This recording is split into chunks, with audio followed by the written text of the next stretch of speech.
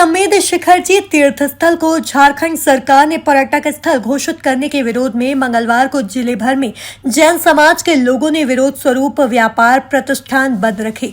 राजगढ़ में जैन समाज के अलावा सर्व समाज के लोगों ने विरोध प्रदर्शन में सहभागिता की। मुनि श्री पीयूष चंद्र विजय जी की निशरा में दोपहर 2 बजे श्री महावीर जी मंदिर से मौन रैली प्रारंभ हुई। रैली में जैन समाज के अलावा हिंदू समाज के लोगों ने भी हिस्सा लेते हुए अपनी बाजुओं पर काली पट्टी बांधी।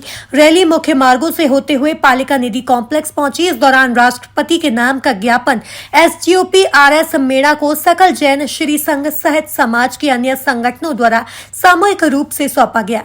यहां आयोजित सभा को संबोधित करते हुए मुनि श्री पीयूष चंद्र विजय जी ने कहा कि यह भूमि लाखों जैन मुनियों की पवित्र तपस्या स्थली है।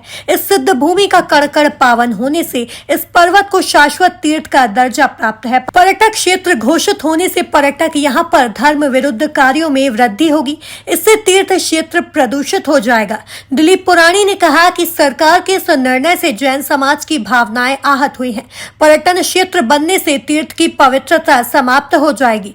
पत्रकार वीरेंद्र जैन ने कहा कि जैन समाज में शिखरजी तीर्थ का आध्यात्मिक महत्व है।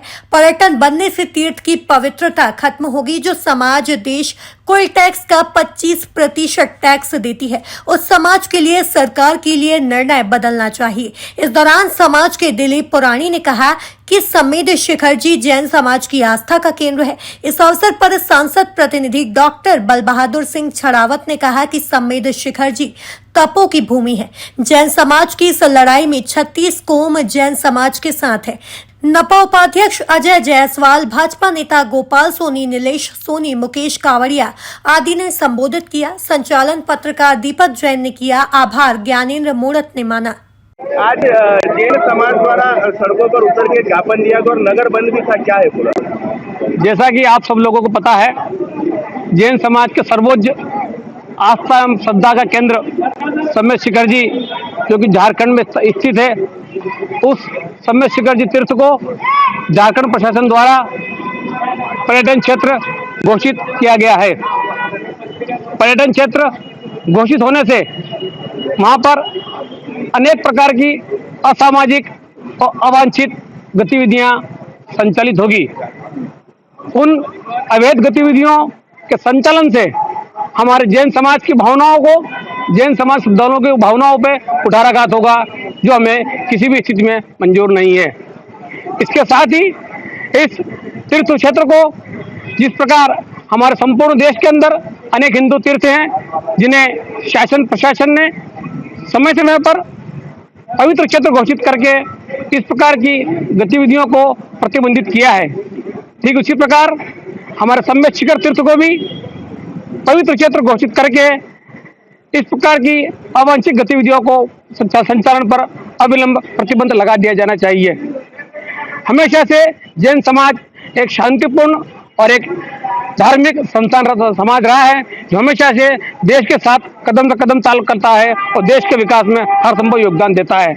शायद हम केंद्र सरकार को ये बताना चाहते हैं कि देश की इनकम टैक्स की जो टोटल रेवेन्यू है, उसका लगभग 25% हिस्सा जैन समाज के द्वारा दिया जाता है।